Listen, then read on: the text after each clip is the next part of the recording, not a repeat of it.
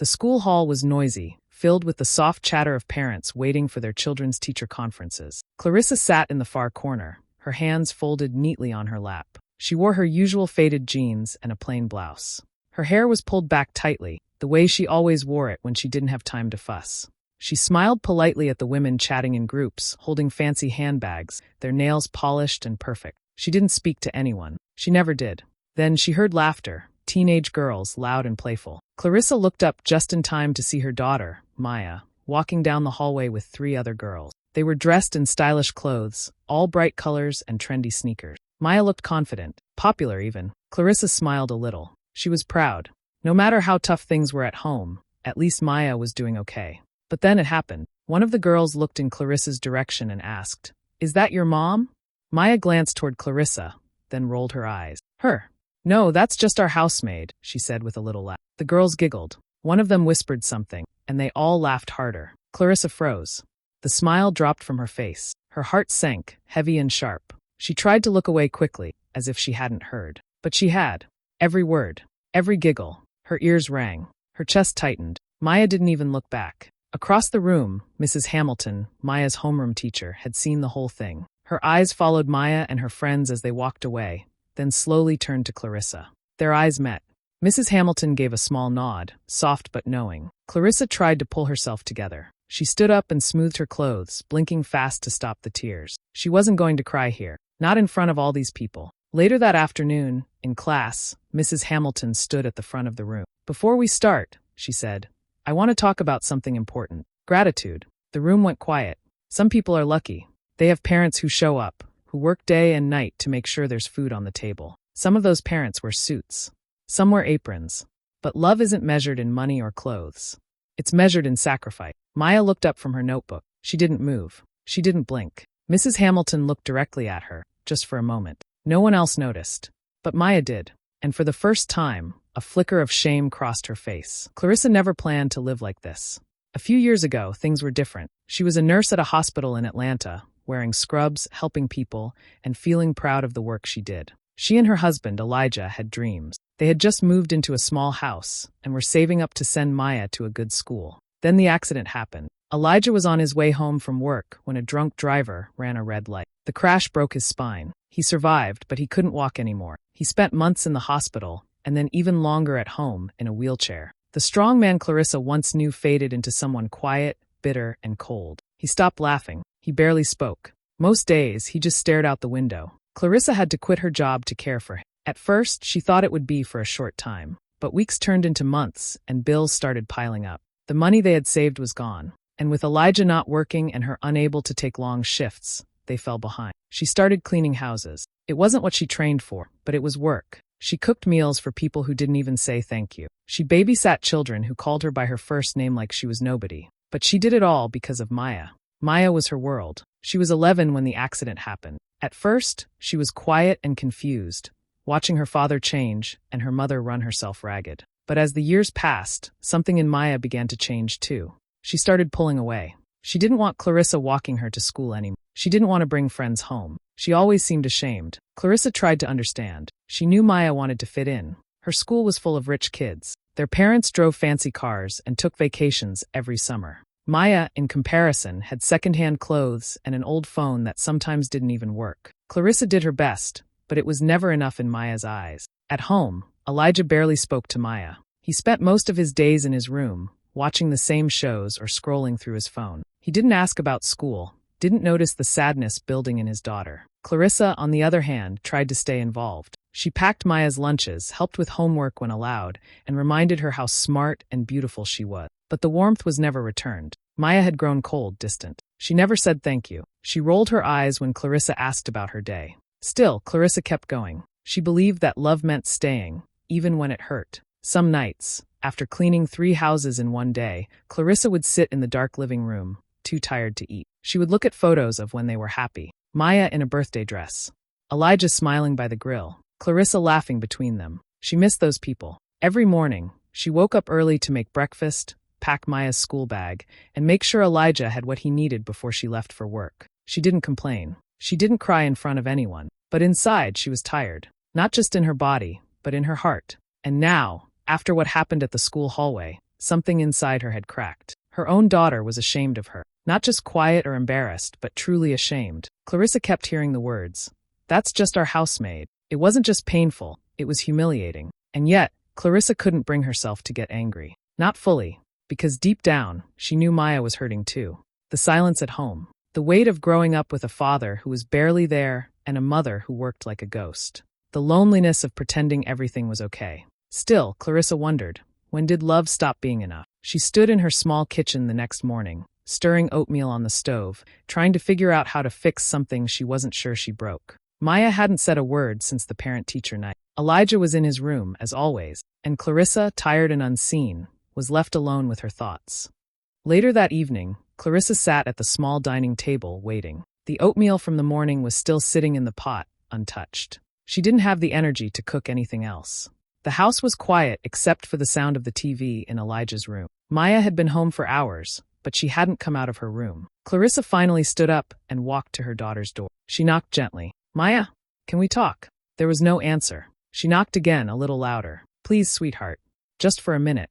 The door opened slowly. Maya stood there with her arms crossed, her face hard. "What?" Clarissa took a deep breath. "I heard what you said at school today." Maya rolled her eyes. "So, you told your friends I was just a housemaid," Clarissa said, her voice soft. "I know things have been hard, but Maya, that really hurt." Maya let out a sharp laugh, bitter and cold. "Well, what do you want me to say? It's true, isn't it? You clean houses. You wear those cheap clothes. Everyone else's mom has real jobs or owns businesses. You clean toilets, Mom. And I'm tired of being the poor girl with the maid for a mother." Clarissa's heart sank. She took a step back like she'd been slapped. "I work because I love you, because I have to keep this house going. I gave up everything to take care of this family. No one asked you to." Maya shouted, "I didn't ask for this life. I didn't ask to live in this sad little house with a father who doesn't talk and a mother who smells like bleach." Clarissa blinked fast. Her mouth trembled. "You're my daughter.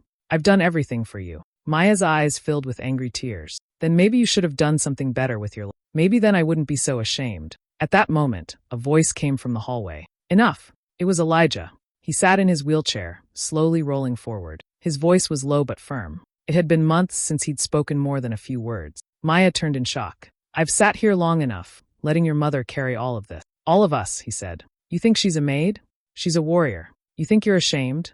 Try being a man stuck in a chair, watching your wife suffer while you do nothing." Clarissa looked at him, surprised. Maya didn't speak. "You don't know what she gave up," Elijah continued. "You don't even see her. You think being poor is the worst thing? No, being ungrateful is." Maya's eyes welled up, but she didn't cry. She just turned and walked away. The next morning, Clarissa woke up to find Maya's bed empty. Her school bag was gone. A note sat on the pillow. "Don't look for me. I'm staying at Jasmine's." Panic hit her all at once. She called Jasmine's house, and her mother answered. "Yes, Maya's here. She said things at home were stressful. She doesn't want to come back right now." Clarissa tried to explain, but the woman was cold. "I think Maya needs a break from whatever's happening in your house. Maybe it's time someone else steps in." That same day, a social worker called. "We received a concern about your daughter's home environment. We'll need to schedule a visit." Clarissa sat down, her hands shaking. Her daughter was gone. Her parenting was being questioned, and everything she had worked to hold together was starting to fall apart. Clarissa sat at the kitchen table, holding the social worker's card in her hand. Her eyes were tired, her face pale. She had barely slept the night before. The house felt too quiet without Maya. She kept expecting to hear her daughter's footsteps or her voice calling from the other room. But there was nothing, just silence and the soft hum of the refrigerator. She tried calling Maya again. No answer. She sent a message. No reply. Later that day, the social worker came. Her name was Miss Keene. She was polite, but her questions were sharp. "Does your husband contribute to household care? How often is Maya left alone? Are there any signs of conflict or emotional distress at home?" Clarissa answered everything as honestly as she could. She told the truth about Elijah's condition, about working different jobs, and how she tried to be there for Maya every day. Miss Keene wrote notes in her folder. She nodded, but her face didn't show much emotion. "We'll need to speak with your daughter directly. For now, she'll remain where she is. We'll assess the situation fully before making any decision." When she left, Clarissa felt like the air had been knocked out of her. She wasn't even sure what she had done wrong. She had worked herself to the bone, given everything she had, and now the world was treating her like a danger to her own child. The next few days were heavy. Maya stayed at Jasmine's house. Clarissa wasn't allowed to speak to her without permission. The school called to let her know that Maya had returned to classes. Clarissa walked past the school once, just to see if she could catch a glimpse of her daughter. But Maya didn't even look up when she passed. Clarissa cried that night for the first time in years. At home, Elijah tried to comfort her, but he wasn't the same man he used to be. He said a few kind words and then went back to his silence. Clarissa didn't blame him. He had his own pain, but it made her feel even more alone. At school, Maya began telling stories. She told classmates that her mom was controlling, that she worked her like a servant at home, that she never listened, never let her have fun, and treated her like a burden. The lies spread fast. Some teachers noticed the shift in Maya. She became louder in class, always trying to get attention. She talked back sometimes, but only just enough to stay out of trouble. Mrs. Hamilton watched closely. She didn't say much, but she saw the way Maya was acting. After class one day, she asked Maya to stay behind. "I know things are hard at home," Mrs. Hamilton said gently, "but hurting your mother won't fix what you're feeling." Maya crossed her arms. "You don't know anything about it." "I don't," Mrs. Hamilton agreed. "But I know your mother hasn't missed a single meeting in all the years I've known her. I know she works long hours and still finds time to pack your lunch. That means something." Maya didn't respond. She just walked out. That night, Clarissa got a message from the school. They were reducing her hours as a part-time aide. Some parents had complained about home problem and said it made them uncomfortable. She was told it was only temporary, but the message was clear. She was being pushed out. Clarissa stared at the message on her phone, then slowly closed it. She walked into her bedroom and sat at the edge of the bed. Her hands rested on her lap. Her whole body felt heavy. The next day, she got up early anyway. She cleaned the house, made Elijah breakfast, and started looking for more cleaning jobs online. She didn't have time to fall apart. Not now. Then something unexpected happened. Elijah wheeled into the kitchen, dressed, with his shoes on. Clarissa looked at him, confused. "Where are you going?" "I'm going to start therapy again," he said. "It's time." Clarissa just stared. "I've let you carry too much. I'm not going to be the man who watches everything fall apart from the sideline." It was the first real thing he'd said to her in months. She nodded, her lips trembling, then hugged him tightly. The following weekend, Clarissa's old friend Sheila came by. She had heard about what happened through a mutual friend. "You're not alone in this," Sheila said. "And don't let anyone tell you you're not a good mother. I've seen the way you raised Maya. You did more than most." Sheila helped Clarissa set up a small part-time job as a kitchen assistant at a local daycare. It wasn't much, but it paid something, and it gave her a reason to keep going. Still, the pain didn't go away. Maya hadn't come home. Each day Clarissa waited for a message, a call, any sign that her daughter missed her. But nothing came. She wondered if Maya even knew how much damage her words had done, how deep her lies had cut. At school, Mrs. Hamilton decided to try one more thing. She gave the students a writing assignment. Write about someone who has sacrificed for you. Maya sat at her desk, staring at the paper. Her hand shook as she picked up her pen. But she didn't write anything. Not yet. The air was warm that Friday morning. Clarissa had just finished cleaning her third house for the week. Her back ached, her feet were sore, but she was used to it. She walked home slowly, holding her bag close, thinking about Maya again, like always. She hadn't seen her daughter in almost 3 weeks. When she reached the front door, she found an envelope taped to it. It had her name on it in a child's handwriting. She opened it quickly. It was from the school. Inside was an invitation to the school's gratitude assembly. Students would be reading essays aloud about someone who had sacrificed for them. Maya's name was listed. Clarissa froze. Her first instinct was to ignore it. Maya hadn't spoken to her in weeks. She had lied, left home, and let people believe the worst thing. Why should she go? But something inside her said she had to. When Friday came, she put on her cleanest outfit. It wasn't fancy, just a soft blue blouse and the same jeans she wore when she visited the school before. She brushed her hair and stood in front of the mirror. Her face looked older, more tired, but she held her head high. The school auditorium was packed. Parents, teachers, students. Clarissa sat in the back row, hands folded in her lap. Some people looked at her, whispered, but she kept her eyes on the stage. One by one, students read their essays. Some were funny. Some made people cry.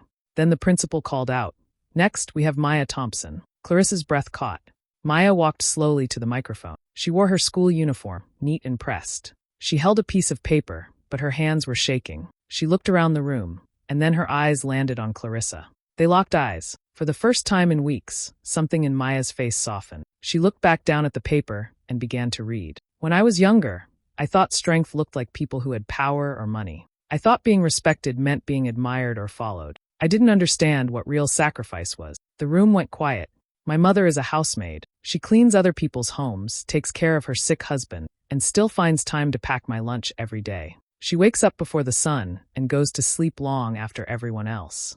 Maya's voice cracked a little. A few weeks ago, I lied. I told people she was just our maid because I didn't want to look poor. I didn't want to be different. I hurt her deeply, and I let others believe she wasn't important. Clarissa sat frozen, eyes wide, her heart pounding. But the truth is, Maya continued, my mother is the strongest person I know. She gave up everything for this family. She never complained. She never left. And I turned my back on her. A few people in the crowd shifted. Some nodded quietly. Maya looked up from her paper, her eyes wet with tears. I was wrong. And I'm sorry. Silence. Then soft clapping. Then louder. Clarissa sat still, tears running down her cheeks. She didn't try to wipe them away.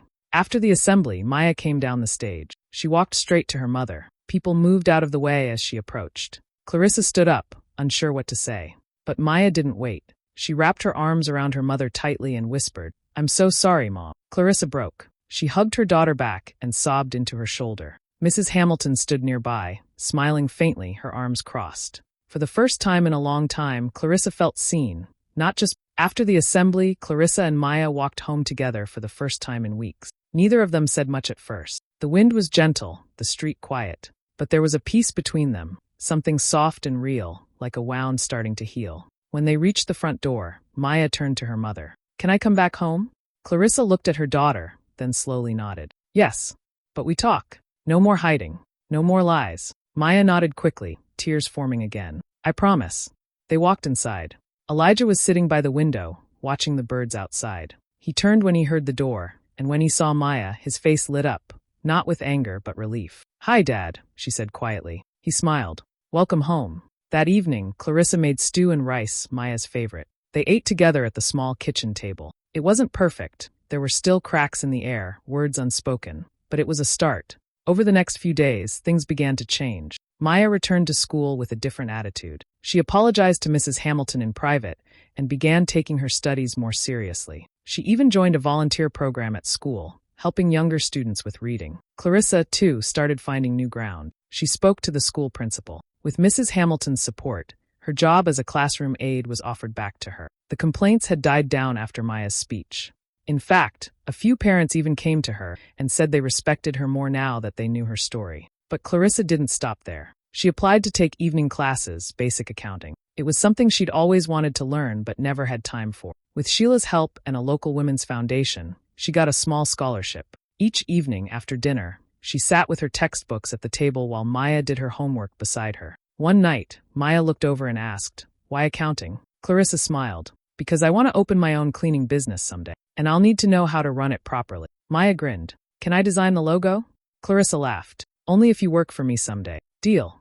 Elijah started therapy again, just like he promised. Slowly, he began helping more around the house, even if it was just folding laundry or listening when Clarissa needed to talk. Their family wasn't perfect. They still had bills. They still had bad days. But they were together. Clarissa had spent years bending over backwards, trying to keep everything from falling apart. She had cried in secret, sacrificed in silence. And for a while, no one saw her. Not her husband. Not even her daughter. But now they did.